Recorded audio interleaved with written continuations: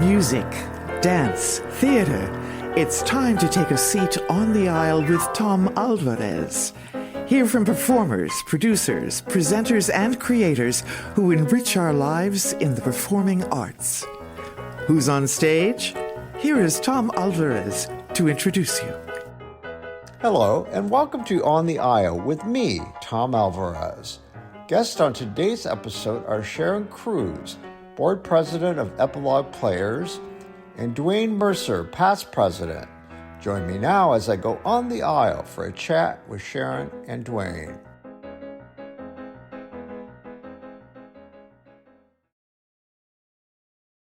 Well, welcome, Sharon, and welcome, Dwayne, to my podcast. It's great to have you on. Thanks, Tom. Thank you. And, I have to admit to my audience that I have not yet seen a show, and I don't know how that's happened, but we're going to do something about that. I invited you on because I'm very interested in your work, and I know, Dwayne, you've got a lot of history that you're aware of that you want to share, and of course, Sharon.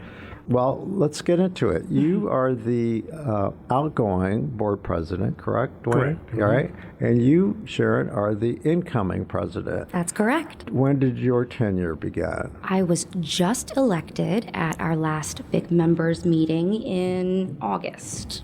Okay. And how is it that you came to that job? Well, I recently became a member of Epilogue. I have long been involved in community theater around Indianapolis, but it was not in the capacity of being able to give back. Now I'm in the capacity where I can actually contribute some. So I purchased myself a membership to support Epilogue, and in a welcome email, someone from the board said, "Now are you interested in volunteering?" And I said, "Oh, I would be happy to serve wherever I'm needed." And you know what happens then, right? Which may have been a mistake. But I was really grateful for the opportunity to get involved because Epilogue is an incredible little organization. I had been fortunate enough to be cast in our June production of Our Town. I had the best bit part in Our Town. I played the town gossip, and won an award and everything. So that was some fun. And it was such a wonderful way of being able to bond with other performers and crew members. And it really, you could tell, affected every audience every night. Yeah. And what is your expertise? You're an attorney, is that right? That's correct. And tell me about your work. What's your specialty? Oh, I'm actually in data privacy and cybersecurity. Oh, my. Yeah. It's a rapidly changing field of law, and, everyone's getting hacked. My current position is I come in, and when someone has been hacked, or sued for being hacked, I defend them. Wow, your time has come, hasn't it? It really has. The service you provide. Well, prior to law school, I worked in tech support, so it's really a perfect place for me. I understand what it is to be the tech support guy who's like, hey, I told the C-suite to upgrade last quarter and the quarter before that, and it's too late now. Yeah. I completely can defend that. So you are getting your feet wet now as board president and learning am. the ropes. So far, how has it been for you? Well, I'm very grateful to past President Dwayne here, as well as past President Ed Mobley and all of the board members. The institutional knowledge that I'm working with is fantastic. I am very grateful for that. And how many board members do you have? 7? That's a good size, I believe. Yeah. Not too little, not too many. Yeah. And Dwayne, how long were you board president? Almost 2 years. It was a position that I said I absolutely did not want. I've been on the board for about 6 years, and I was asked to fill in as vice president. We had some turnover during the COVID epidemic, and needed a fill-in for vice president. I said, I'll do that as long as you promise me that you don't make me president at any point, at any time. Then, as things would have it, we had a a situation where I had to step up and fill the president's shoes. I do a lot of other things for the organization, and Yeah, Dwayne is indispensable. Adding the presidency including to that. starring in an upcoming show, which we'll talk about later. That's So right. You wore many hats. Yeah. Yeah. So I'm in the marketing and the. I actually got my start at Epilogue almost 10 years ago when President Ed Mobley put out a call. He said, "Does anybody have a microphone and a mic stand we could borrow?" And I brought it down and gave it to him, and I said, "You really need to have." He says, "Yeah, you have one," and it just grew from there. And it's a great organization. It's nice. What's the mission of the organization, Sharon? Oh, of course. We focus on seniors in our community. A lot of theater and arts organizations didn't focus on productions that would feature senior performers, which, of course, the originators of Epilogue felt was a problem, and I can appreciate that. What do you consider senior? What is the age? Our mission span? statement says 50 years old and over. Mm-hmm. And we tend to put on shows that address the kinds of issues that older audience members might be concerned about, like putting parents in for care, the passage of time, like with Our Town, reflecting on the value of how you spend your time and with whom. But it's not all doom and gloom, all right? Sure. Well, yes, and I understand that recently you've amended your mission to include younger plays or shows that have younger characters. Is that true? That's correct. I, in fact, do not qualify as the over 50 category myself. Right. And so a lot of our we've opened up our casting so that our performers are all ranges of actors, of ages. What was your conscious decision to do that? To expand the age limit? Dwayne? Actually, we've included younger actors for many years.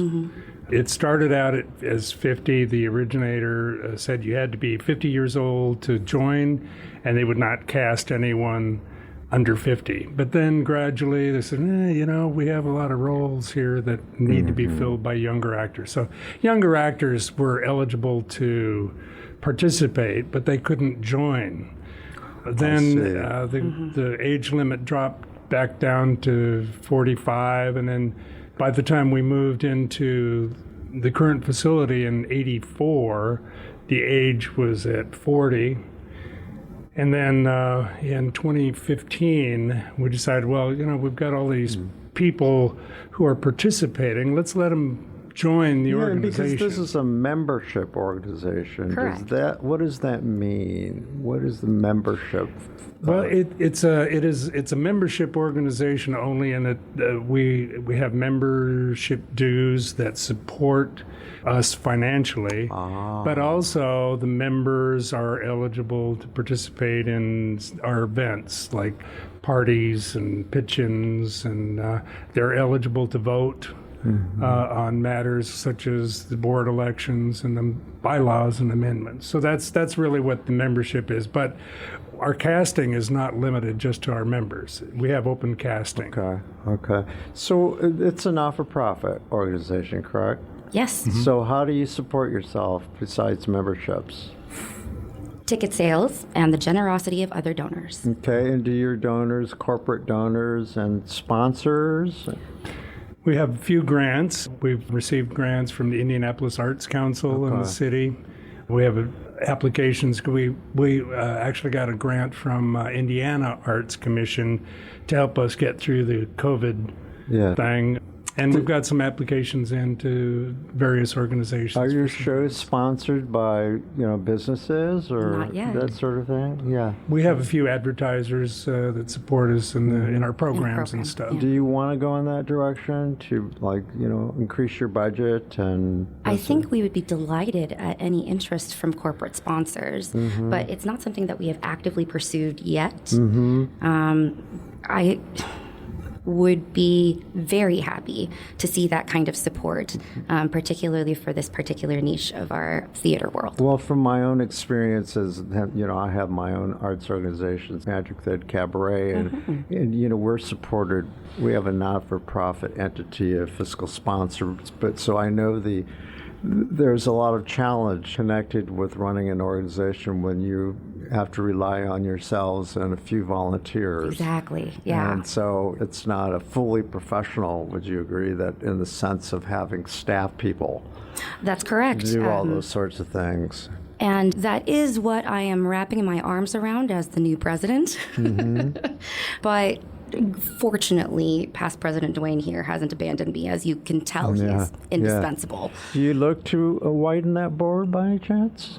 If necessary. As of right now, I'm trying not to shake things up too much. Yeah. I think I may be the youngest board president that Epilogue has seen, and I don't want to scare the locals. Well, the only reason I asked that, what about volunteers who'd be willing to serve on committees and that kind of thing? We would be delighted. And sometimes you get accountants, you get lawyers, you get those professionals who don't want to be board members, but they'll serve on a committee. On a committee. Yeah. Is that something you'd be interested in? Absolutely. We adopted a strategic plan this past January, and one of the goals in that plan is to create a sort of a board of advisors, not necessarily a board of directors that have to vote on everything, but some advisors that we can bring in with specific talents or knowledge that can help us out. And of your board currently, do you have like an executive board so that everyone doesn't have to meet once a month, for instance, and you have just a core group that makes all the decisions? Nope, we meet once a month, all 7 of us.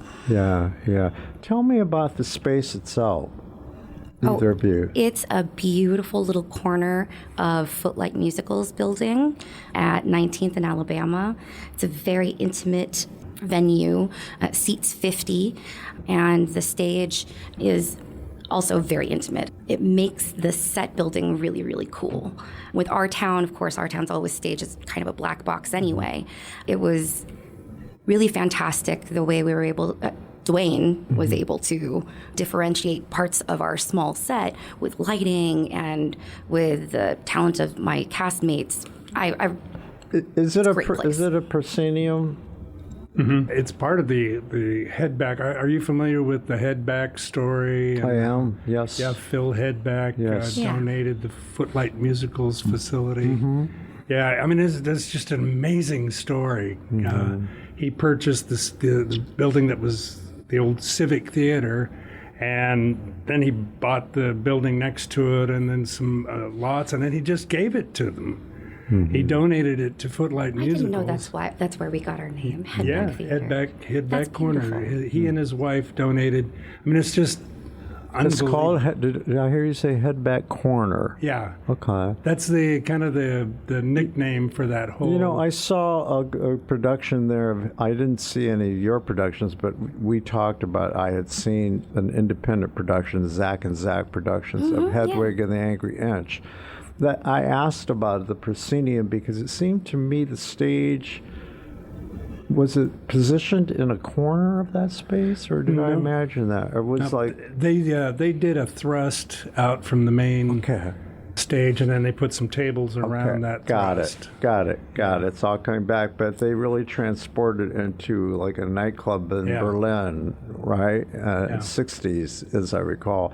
But I love the space. So what's the capacity? 50. Sometimes a little bit more than 50, but not much more. And I understand that you're going to be doing some upgrading on your lighting and your sound. That's correct. Yeah. The board has been running a campaign, Light Up Your Life, to improve on our lighting equipment there in our theater. And I'm grateful again for Dwayne's assistance because he does all of the lighting and is intending to help us install them. And when do you intend to have all this in place, or when's the renovation start? Not renovation. Our goal now is December. It looks like we're going to be able to get the vast majority of it done in December, so it'll be ready for our productions beginning in February. And speaking of productions, you've got one coming up in November. And I understand that, I mentioned earlier that you're starring in the production, so tell us about it. Starring? Yeah, it is. It's called Morning After Grace. It's a comedy, and it's a little more adult-themed than what Epilogue is used to. There's a bit of language in it and some adult situations, so we're recommending not for youth, but PG-13. Yeah. What is that? 16 and up or 16 and older. Yeah. But it's about a man who, he wakes up one morning and there's a woman laying next to him on his couch, and it turns out that he met her at a funeral the night before, and I don't want to give too much away, but it goes into some of the there are a lot of comedic situations that arise out of that, but then there's also some scenes where he has to come to grips with some pathos. Yeah. And there's a third character who is a retired professional baseball player. Used to be with the Detroit Tigers, and he has a few secrets of his own. He comes in to visit, and the three of them have quite a spirited couple of days of together. So you would say that this is sort of a dramedy? Yeah, it's more of a comedy, but there's as you get toward the end of the show, there's a little bit more drama. And what are the names of the other people on the show? Karen K. Temple is the female, and then Kevin Bell plays the Ollie. His character's name is Ollie, Oliver, the baseball player. Tell me a bit about their backgrounds. Karen has done a few shows at Epilogue, but she's acted in theaters all around the Indianapolis area. Mm-hmm. She's done quite a few shows at Hendricks County. She lives in Avon, I think. So, yeah, she kind of concentrates on that side of town. Kevin, this is the first time I've worked with Kevin. He has a musical background and a dance background. When he was introduced to me, they said he was one of the, most amazing dancers they'd ever seen. He's done a lot of shows. He's actually on the board of Footlight Musicals as an adjunct board member. He's very talented, and I'm looking forward to... Who's the director? It's directed by Michael Beeson, and this is his first time directing. Marie Beeson is our treasurer, and Michael has done a lot of tech work at Footlight Musicals and other theaters around, and his wife has directed a lot, and I think he just finally said, you know what, I can do that, and he's doing a great job. Mm-hmm. Tell me about Sharon Cruz, the person. Are you from Indianapolis? Yes, yes. Tell me about your background. Well, I moved here when I was about 9 and grew up down on the south side, Franklin Township.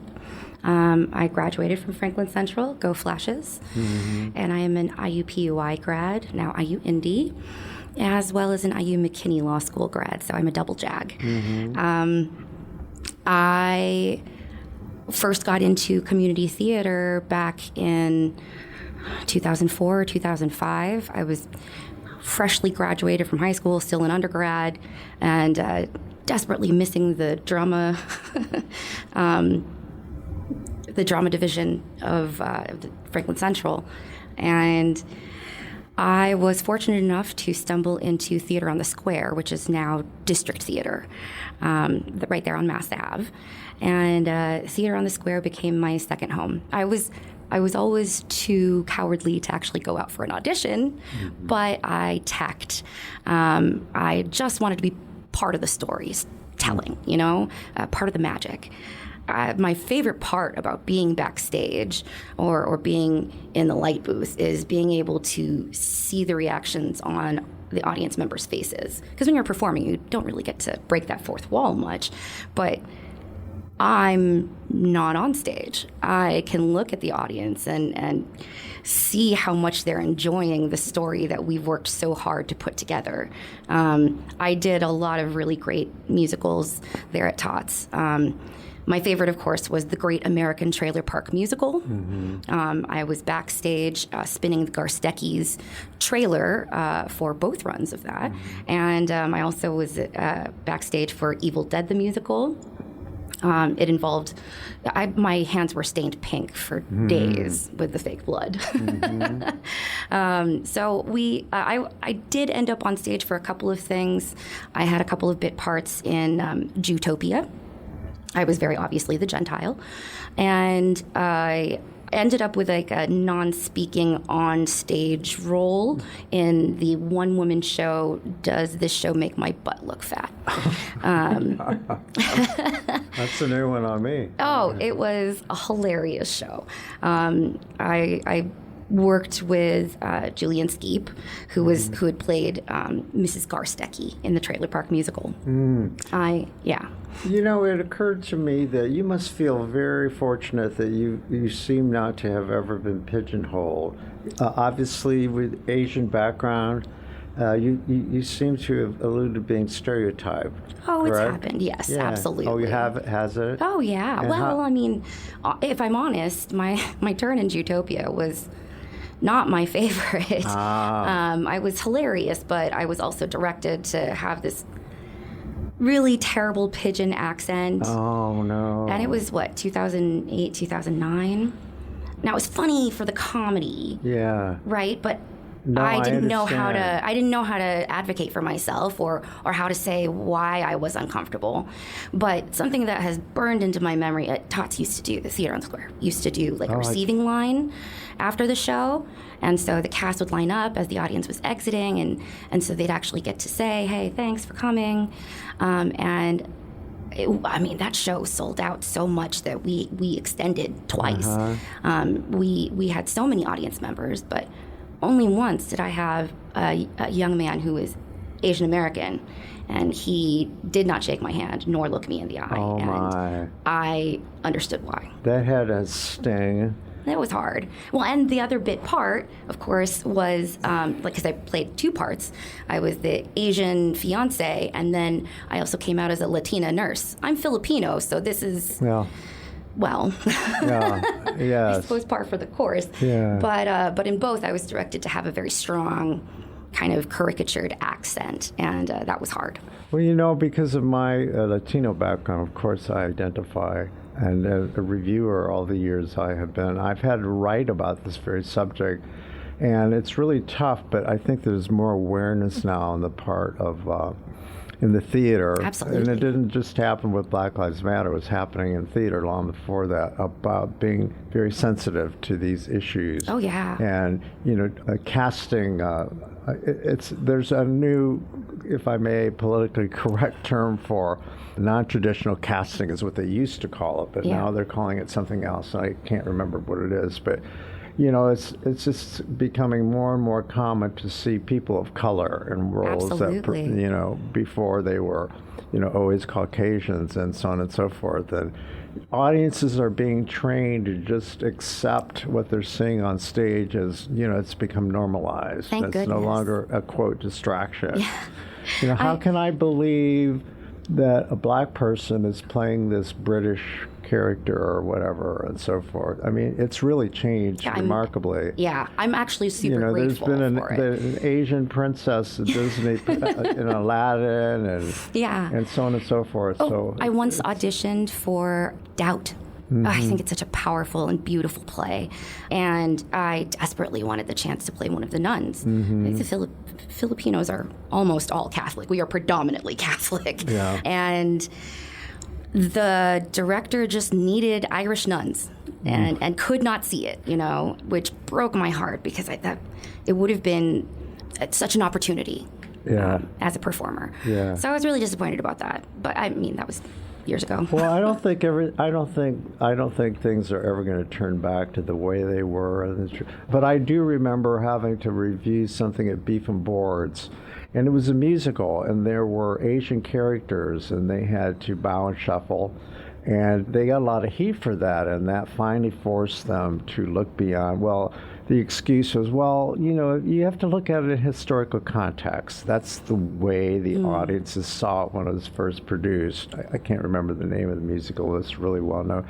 And then fast forward to recently, I saw a production of King and I, and the whole cast, they were all Asians. Yes. And it was remarkable. I have to shout out two of the cast members that were in that performance, Natalie and Ian Cruz. Yes. Same last name, no relation.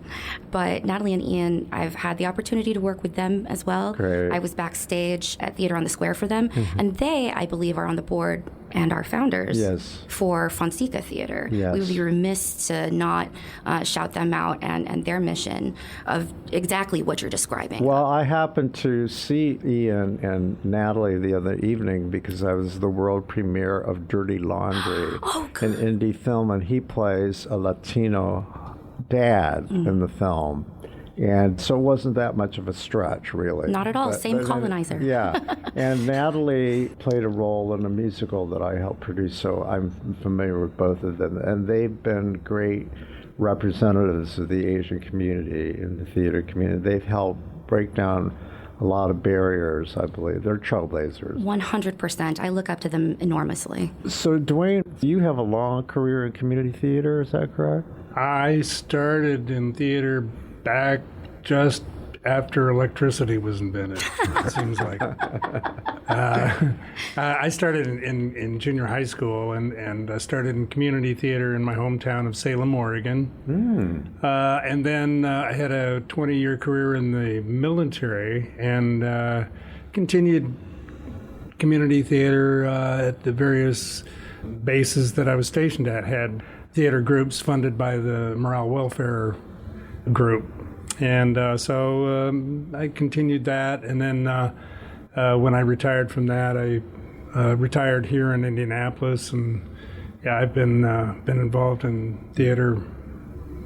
How old am I now? I'm really old. Like I said, institutional knowledge. Yeah. I'll use that one. I'm 76, by the way, so that's another reason why your theater's mission You're old appealed enough to be my older brother. Okay. So how is it that a boy from Oregon showed up in Indiana? How did that happen? It was my last duty station. I was stationed. I was in the Air Force, but I was stationed at Fort Benjamin Harrison. Okay. They had a Defense Information School where they taught broadcasting and journalism and public affairs. I was an instructor there. Okay. And my wife grew up in Brownsburg, Indiana, and we decided to stay here when I retired. Back in the day, I knew people who had made their way, people in broadcasting. I started my career at Channel 6, and I know that I worked with people who were in Indy, and this is what brought them here, Fort Bend, and that school. It was very famous at one time, correct? Yeah. For churning out broadcasters. Yeah. The school moved to Fort Meade, Maryland in the early 2000s when Fort Harrison closed down, but... So, in that work, did they have a full-scale broadcast facility at Fort Bend, the school? No, it was strictly teaching. Yeah, it was. We had six or eight radio studios. Oh, that's what I meant. Two television studios. Yeah. Wow. So, it was typically a 10-week course. When I was teaching, we would teach broadcast writing, and then we would teach voice and diction, on-air talent, and radio skills. Teach you how to be a DJ and edit video or audio tape when you had to do it with a razor blade. I was really good at that, by the way. This is why Dwayne is our lights and sound guy still. And then a couple of weeks of studio training where they learned how to work with slides and film and videotape and direct newscasts. Yeah. So did you go on to pursue broadcasting? After that, I worked in advertising for about 10 years. You went to the dark side. Yeah. I was a producer, video producer, produced television commercials. For whom? Small agency in town in Indianapolis called Concepts Marketing Group. Okay. And then after that, I went to work for the American Legion National Headquarters here in Indianapolis as their audiovisual production manager. So beyond Epilogue, are you involved in other stuff, other community stuff using those skills? Because I know people like you are really in demand in so many ways. Yes. I do some especially. photography. I work with indie ghost light photography a little bit. Rob Slavin. Yeah. He's a genius. Yes. Yeah, I've worked with Rob on my shows as well. So he's truly an artist. Yeah, Absolutely. he calls me when he gets overbooked, and so I've helped him out a little bit. But, so you're an expert in production photography. I mean, shooting productions is an art form in itself. Yeah, I'm kind of the resident photographer for Epilogue, and I do mainly the headshots, but then the production photography as well. That's great. Well, you've got quite a few talents that You are can see used why he is Epilogue. indispensable. Yeah. I couldn't do this without him. So, the kind of job you're holding now and the one that you held, what are some of its biggest challenges for you? For me, I think that you mean the job as president? Yeah. I think that this has been very well run and organized, and honestly, if I were to do nothing with my term as president, it would likely survive me just fine. But one of the goals that I have is to help diversify our audience, not just in color, but in age. The productions that we put on are universal. They're addressing humanity and hope and love and life. These are stories worth telling and stories worth seeing. So would you agree that maybe the key is going to be the way that you message? I think so. Yeah, We've been a quiet organization. To let people know that you're there for everyone. Exactly. Right? We've been quiet and sustaining, but I think our reach could be wider. I mean, a lot of folks don't even know that Epilogue's there, and they've been to Footlight.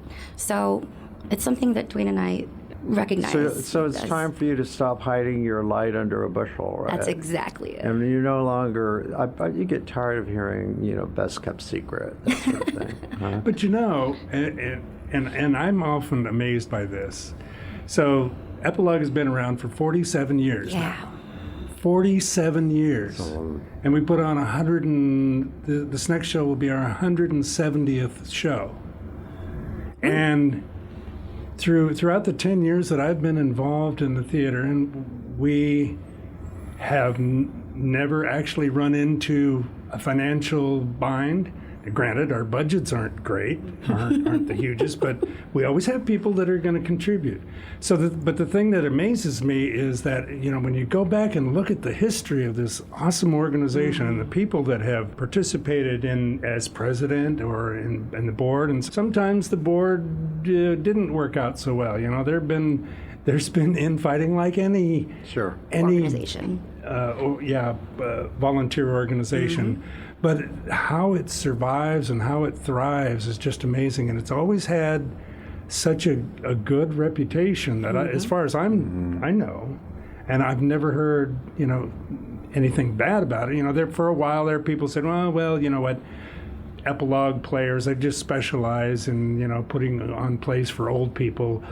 And, maybe some people stayed away because of that reason. But it just amazes me at how this organization has managed to survive and thrive.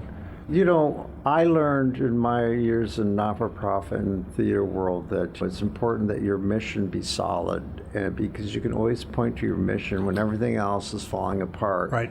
It's usually about egos and power trips and all of that. Yeah. But if you stay focused on your mission, you will survive. It should be your guiding light. Do you agree with that? Absolutely. Sure. And I think that's probably what's behind the success. And that's precisely why I think even if I were a terrible board president and entirely hands off, this organization would still manage to be stable because it's been What run is well. your vision for the future, Sharon? I want to grow our audience first. Okay, well, you said diversify. Right, that's my biggest goal is to make sure that we're no longer the best kept secret in the Heron Morton area, right? So the other thing that I would like to do is diversify our community partnerships. I recently found out that IU Indy's School of Liberal Arts houses the Center for Ray Bradbury Studies. And I was fortunate enough to take a tour, and they do like an annual 451 Fest to celebrate American literature. And I was hoping that perhaps maybe Epilogue could partner with them at some point. They have all of the old scripts and screenplays, etc., from Ray Bradbury's archives. Wow. Yeah. That's a great idea. Right. It would be, and everybody loves sci-fi. Ray Bradbury was the father of American sci-fi and comics, and I have so much respect for everything. You know, there. that it just occurs to me.